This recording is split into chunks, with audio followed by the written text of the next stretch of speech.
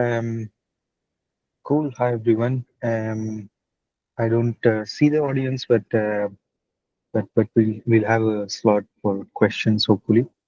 Um, cool. So I'm going to talk about ICICLE, which is something folks at Ingoniama have been building for almost 2 years now, and we um, we want we envision it to become like a PyTorch for ZK, or even in general for cryptography. Um, so we'll start with a few challenges that we have with ZKPs that are pretty well known in our industry. Uh, so the first thing which every one of us is hopefully familiar with is the zero knowledge proof generation. Stark proof system or snark proof system is very slow.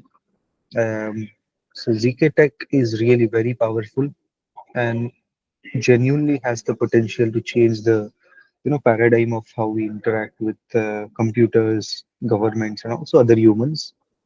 But even with like massive strides of advancements that we have seen in ZK, new ZK protocols coming up, new and improved, faster ZK protocols coming up, we still think it's very slow. Um, just to give a quick example, proving the correctness of one query to the GPT-3 model, uh, even with the state-of-the-art zero knowledge proof specifically built for LLMs, can take up to like 5 hours to generate the proof of correctness. Um, and also the memory consumption for one such proof could peak at around 200 gigabytes. So so we are still very far from um, making zero knowledge proofs. Let's say even two orders or one order of magnitude slower as compared to the computation itself. But we have some hope because there is scope for massive parallelizability in zero knowledge proofs, or specifically the prover algorithms. The the inherent nature of zero knowledge proof, even though it's sequential, because of the stages in which we compute the proof using Piat-Shamir, there is still a hope that we can parallelize some of the most compute intensive um, computation in zero knowledge provers. So this is just an overview of what sort of operations we have in zero knowledge proofs and why we think we can offload these intensive computations um, uh, to make them faster. So typically, your zero knowledge proof will start with this trace, which is basically the ground truth of what you're trying to prove. And let's say the size of your trace is capital N. So what you basically want to prove is this was an output of, let's say, a machine, uh, and the machine correctly computed a given function. That's what you want to prove with your zero knowledge proof. Now, given capital N, typically ZK proofs have uh, either of the two complexities. It's either linear in N, of course, with some constant factor, and the other option is it could be n log n. And the reason why we can segment or compartmentalize ZK proofs into these kinds of complexity is because effectively any snark or star protocol boils down to some computation with polynomials. So therefore, these complexities are coming from the operations we do on polynomials. For example, if we take operations like MSM, multiscalar multiplication, FFTs, or even sum check. All these are some primitive operations on polynomials, and all of the modern zero knowledge proofs or provers are based on these operations with polynomials. So therefore, we can sort of like create this small subset of intensive operations with polynomials and use them to accelerate our zero knowledge proofs. Um, so the idea is to use the existing GPU infrastructure, at least initially, to offload these heavy compute functions, and try to make zero knowledge proof generation faster.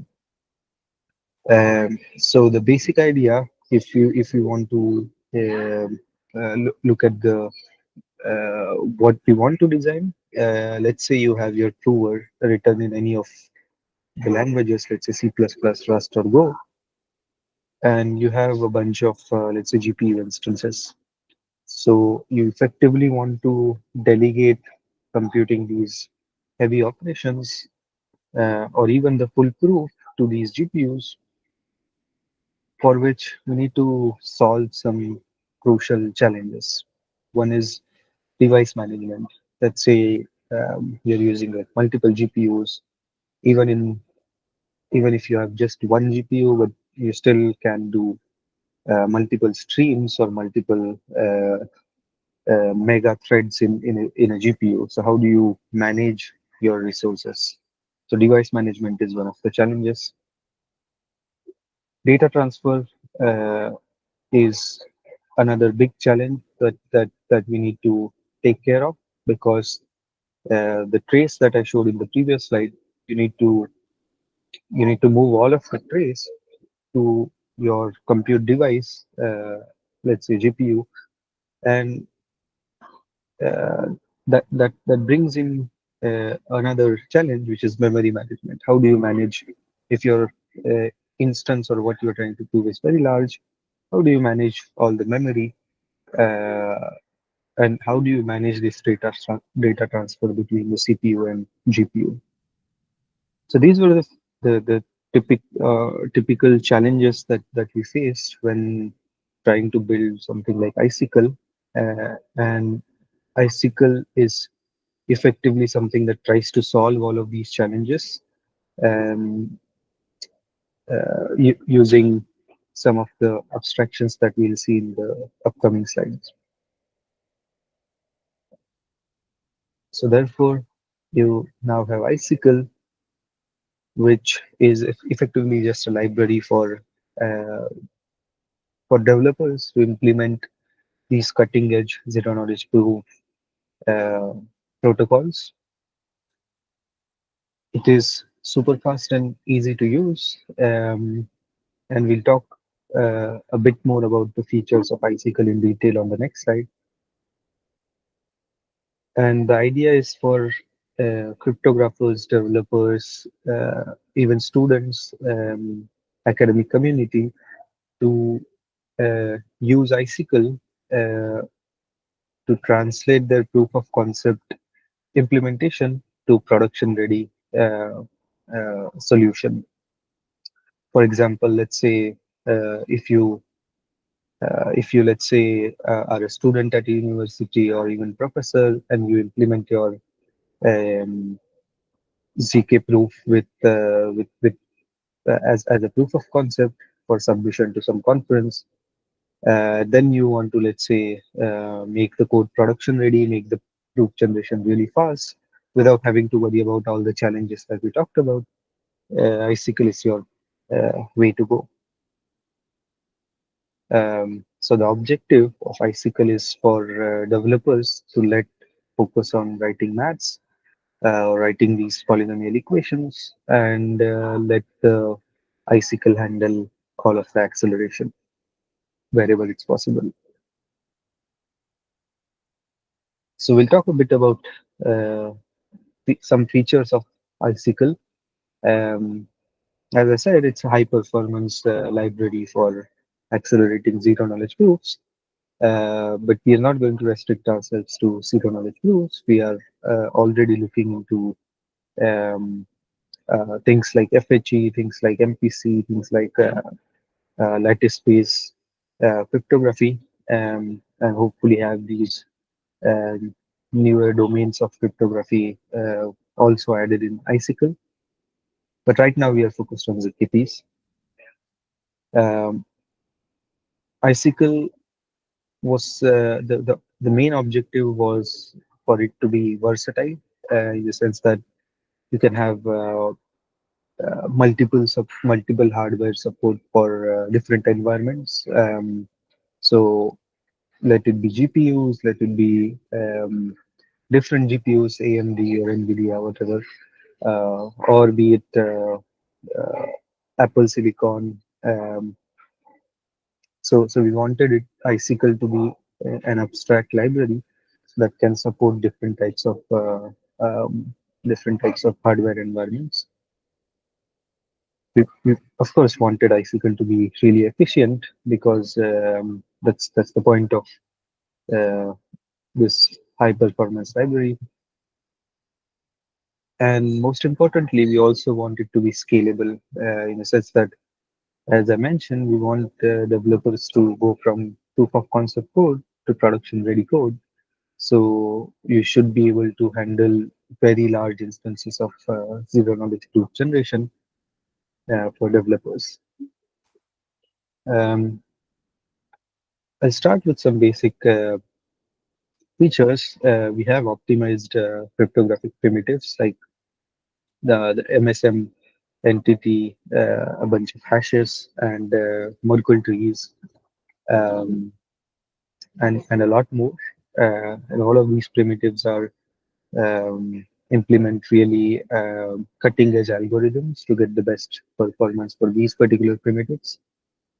Uh, we have built-in libraries for multiple fields and curves. We also support smaller fields like the baby bear, koala bear, and also the M31, Mersenne 31. Um, we want the developer experience to be really seamless. So we wrote bindings. So our original like library is written in C++, but we also have Rust and Go bindings. So even if you're let's say proof of concept, proven implementation in Rust or Go, you can still use ICICLE by just importing ICICLE as a standalone library in your respective language. We also want ICICLE to be backend agnostic. Um, so as I said, uh, we not just want to support GPUs and different kinds of GPUs, but also um, want to add a variety of backends like the Metal from Apple, or even in future A6, so that so that your developer environment uh, is you still maintain this abstraction that you don't have to constantly update your production ready code, um, and you can just switch to newer or different backends. And it's designed for easy integration and extension. So as I said, right now, like today, you can use ICICLE in your Rust, Go, or C++ library by just importing it, changing a bunch of lines in your code to replace your uh, heavy operations with fast primitives that are present in ICICLE, and you can get started as of today.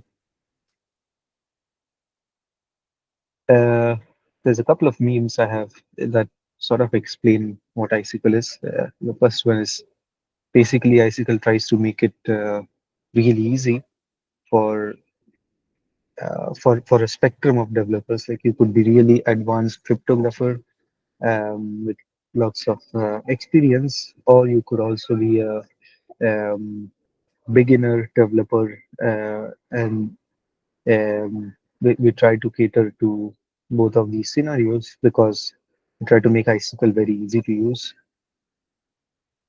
So if your prover is slow, just keep in mind that there's icicle that can help you make the prover faster.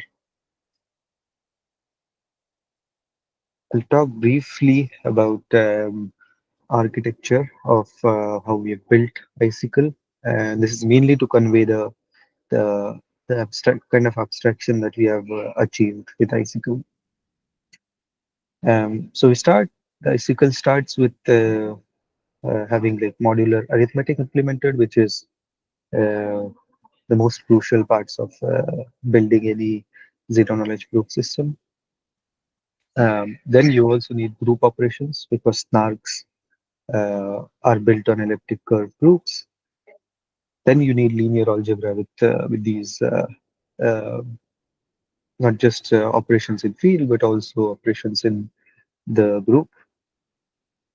So, for example, the MSM is essentially a linear operation with the group elements. Entity is another linear operation uh, with your field. And similarly, you can categorize hashes, multiple trees, vector operations, and also some new or advanced primitives like EC entity. And we wrap all of this in something called as polynomial API, which supports univariate and multivariate polynomial operations.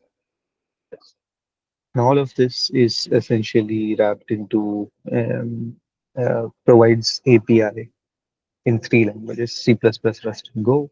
And we're also trying to add Python as a binding. So what this means is in the front end, we try to achieve this multi-language support, which abstracts the complexity of working with different backends. So as I said, you can use different types of GPUs, uh, Metal, uh, Metal GPU on Apple client side devices, um, and also we are trying to add more backend um, backend types. Currently, we have a CUDA backend, which helps you use NVIDIA GPUs, and it's specifically optimized for the architecture of NVIDIA GPUs. As I mentioned, we also have multiple device support. So if you're trying to really prove something uh, that requires a lot of memory and a lot of compute, you can distribute your uh, prover computation across multiple GPUs or multiple devices. It's also possible to add your own custom backend, um, depending on uh, what hardware configuration it has. Um, but it's possible also today to add your custom backend. Right. So so now I think I've discussed like the features and like a overview of architecture of Icicle. What I aim to do next is just a couple of examples or instances of how Icicle can really make can really make the lives of developers easy. Um, so this is just an example to demonstrate our objective of trying to reach an abstraction of the level of PyTorch for AI, but Icicle is for cryptography. So you can see side by side we have shown an example of how what it is like running a particular operation on CPU, running it on the GPU, and also the data transfer. And we try to achieve a similar interface in Icicle. Um, so the Icicle code is just in C++. The left part you see is PyTorch in Python, of course. Um, I'll try to show an example of how you can leverage really optimized operations that we currently have in um, in ICICLE, but also if you have more primitives, or if you want to um, basically customize your prover to to efficiently use your GPUs. Um, ICICLE supports or presents a nice level of abstraction that you can use to interact with GPU. So I'll show an example of entity. So let's say your host device contains these 10 polynomials that for which each of them you want to compute the entity. So a naive way would be to to transfer each of these polynomials one by one to the device, compute the entity, and then send back the polynomial to the host. And you can repeat this iterative process for each of the polynomials. Um, so this naive approach would now take this much amount of time. So we are just simplifying the time estimate. We include the time from host to device, time from device to host, and of course the time to compute the entity itself. Um, so with ICICLE, what you can do is you can try to do better than this, because the time it takes to do the data transfer to and fro from the host and device uh, would sometimes become a bottleneck for certain instances. So you need to smartly design a way in which you try to avoid the time it takes to go from host to device, or try to uh, make your compute the bottleneck and not the data transfer your bottleneck. So the question is, can we perform this computation and data transfer simultaneously in ICICLE? And the answer is yes, you can do that by using something called as streams. So ICICLE allows you to do this, um, use streams, which for every stream you can basically say what's the uh, you can dedicate one stream to one certain type of computation, and you can dedicate the other stream for some other computation. So we'll say we define two streams, one for data transfer and one for compute. And the way it works is, if you can, while you're computing the entity of one polynomial, at the same time you'll do the data transfer from host to device.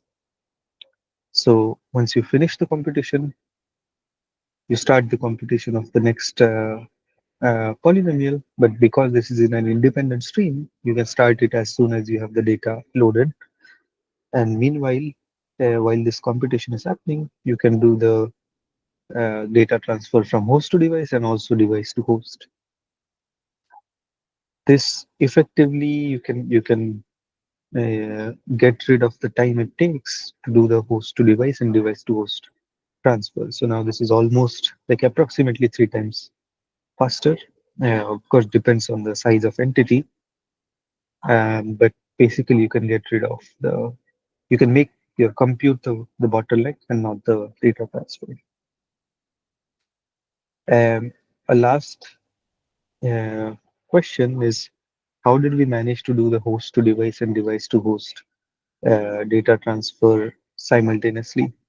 Because we are using one stream for data transfer, and how is it possible to use read and write simultaneously?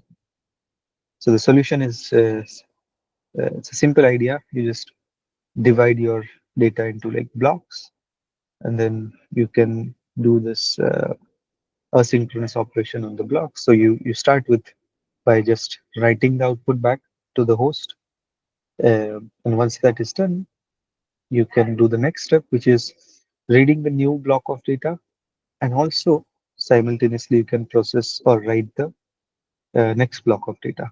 So you can do this parallelly.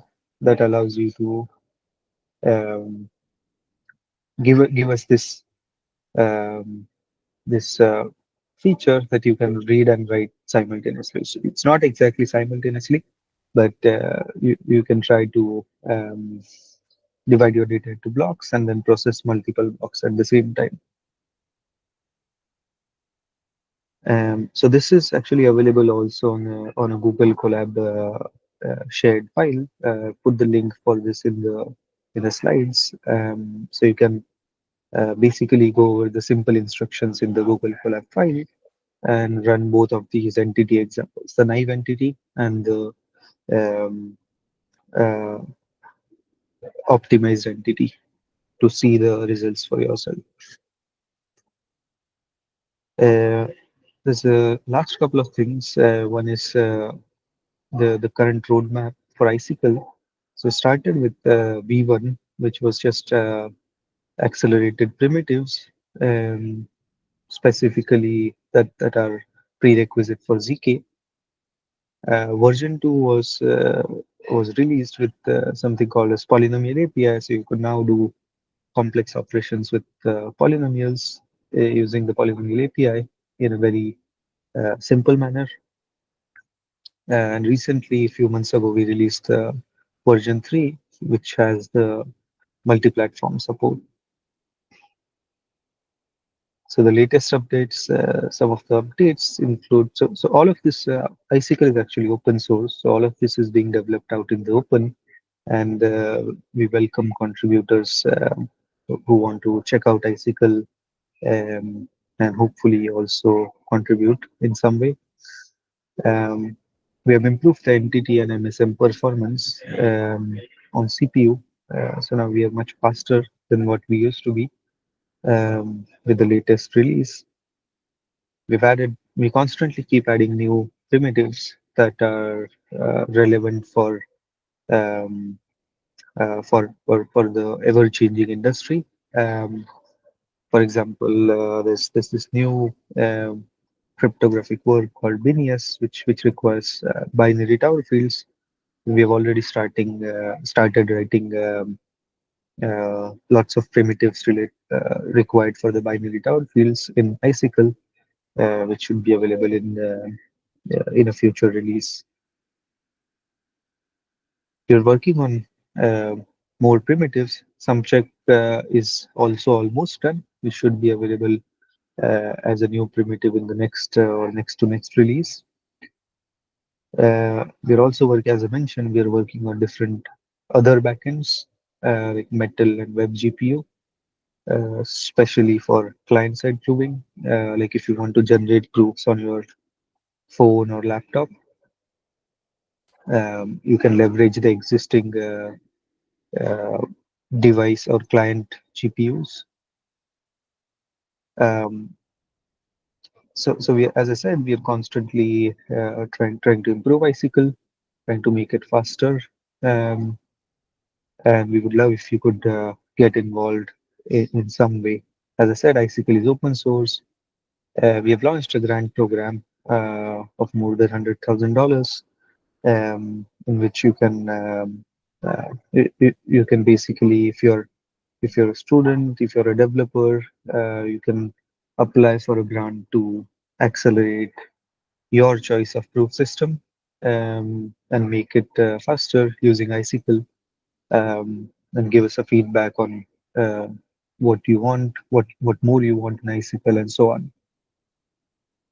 And if you like, do visit our GitHub repository and leave a star. Thank you. That was my talk.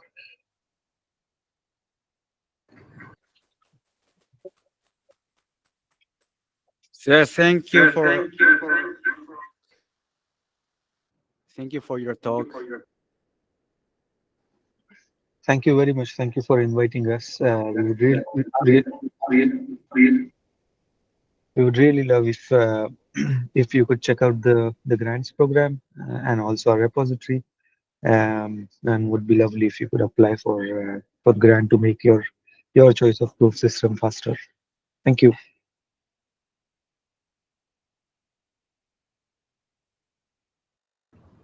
Hi, Suyash.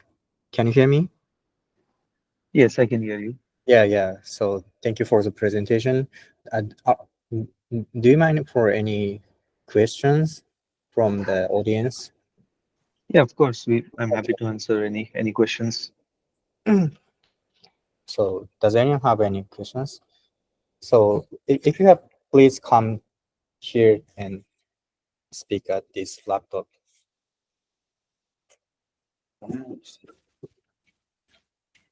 Hi, can you hear me? Yes. Hi. Yeah. Okay, so thank you for your presentation. So I have two questions. So first, I think there are many performance metrics for GPUs, such as GPU computation speed, or data transfer speed, or memory size. So which is the most important or metrics for ZK proving, especially when using your library? Uh, it depends on what you are using zero knowledge proof for, but that's a great question. In most cases, you will be limited by data transfer because, let's say, for ZKVM proofs. So ZKVM proofs could have like really large trace, really large input to your zero knowledge proof. So you could have a scenario where you move all of your all of your input in the GPU.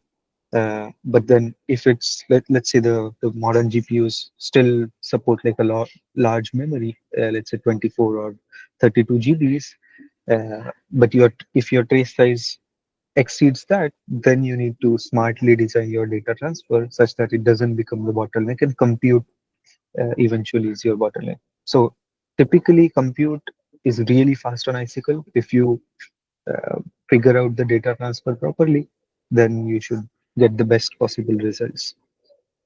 Yeah, thank you for your answer.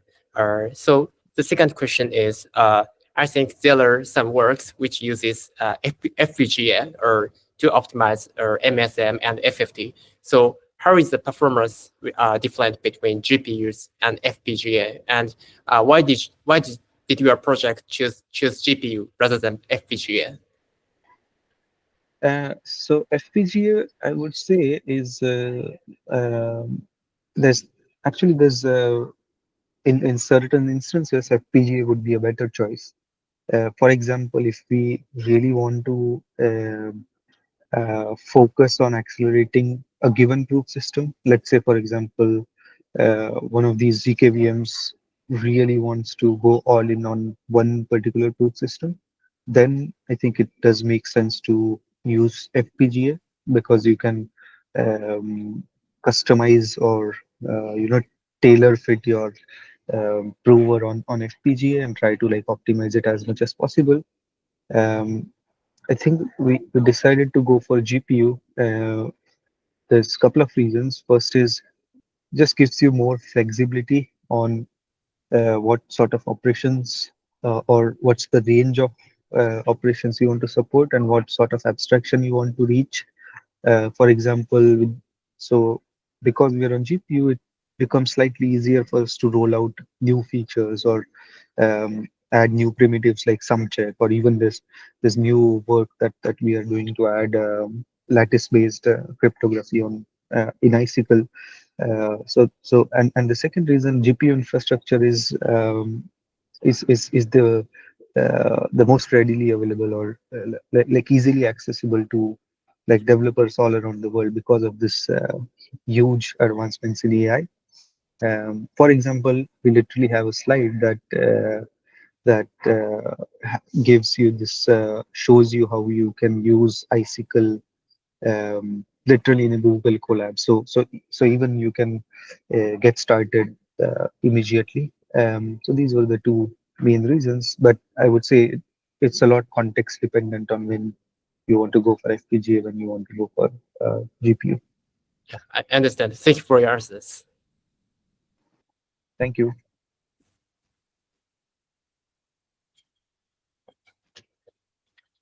Hi, Suresh. So can I ask you two questions? The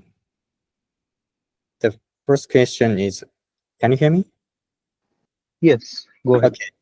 So do you already have any benchmarks for multi-device proving, for especially in distributed server setting?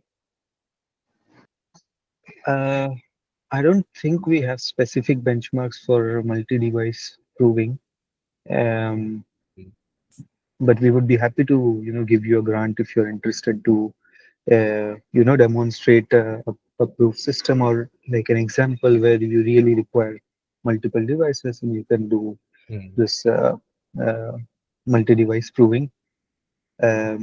There's also like protocols where you require like you can do distributed proving on uh, multiple workers. They call it workers in the notation. But we don't have benchmarks for that. We would be really happy if you could demonstrate or get a grant from us to implement something like that.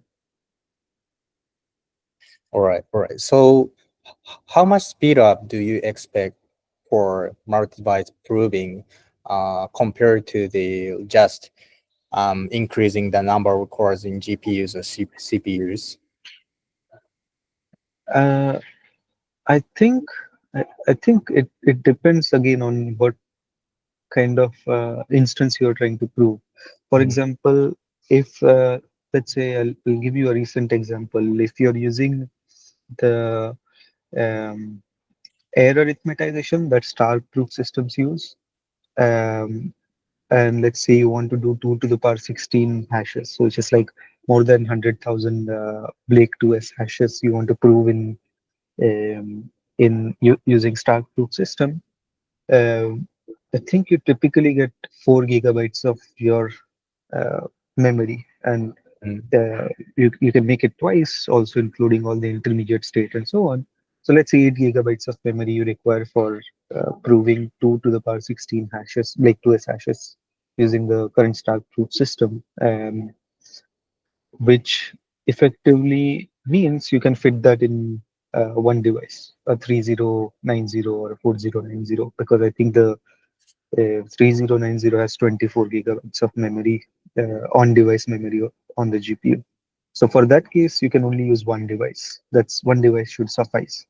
But now let's say you want to prove, let's say this ChatGPT GPT-3 model, which would really have a very big trace. So in that case, you'll have to distribute your compute across multiple devices. So it really depends on what sort of problem you're trying to solve. I don't think using multiple devices is any different from using just multiple cores in your GPU. If your problem fits in one GPU, you should just use one GPU. Um, if you're talking about another case, which is specially distributed proving, which requires which is based on this secret sharing scheme, where like take your trace, divide it into multiple parts, and ask every device to compute only that part of your proof, so that your witness or secret is not leaked to all devices. That's a different scenario. But if you're just talking about generating a simple proof, then it will depend on what problem you're solving. okay, okay. Thank you so much. And I also want to ask about the developer experience for your libraries. How Mhm. compatible with other crypto primitive libraries like Artworks or something? Because we always use like these libraries for implementing some, yeah, ZK Snark systems. So can we Right. just replace a single computation by using ICICLE libraries, or just using some yeah type wrappers? Or, It's it's actually pretty straightforward. Like if you look in our repository, there's examples that we have in that we have with Rust, Go, and C++. So, for example, if we look at let's say MSM example, uh, so this could be basically your standalone Rust library, and all you need to do is import ICICLE. So import ICICLE as a dependency, just like you do with AppWorks. You define a bunch of features, like depending on what devices you are using, CUDA, Metal, or Vulkan, um, and then you effectively just just need to import the particular functions. For example, if I'm doing MSM, I can just use the call the MSM that's coming from the imported ICICLE. And before that, of course, I need to do set some configurations. So it's very similar to like importing any library in Rust. The only additional thing you need to be aware of is uh, this knowledge of, okay, like what device you're using. Are you using a CUDA backend? If CUDA, then we want to use multiple streams. For example, in this example, they have multiple streams that do parallel MSM computation in this example. Um, but it should be very straightforward. So I would highly recommend you to take a look at our Rust examples, and hopefully compare it with our quirks, how you find it, and give us some feedback. Thank you so much. Any other Thank you. questions? Okay, thank you for the talk. That's it. Thank you very much. I'll share the slides and have a great networking session. Thank you. Thank you. See you. Bye. Bye.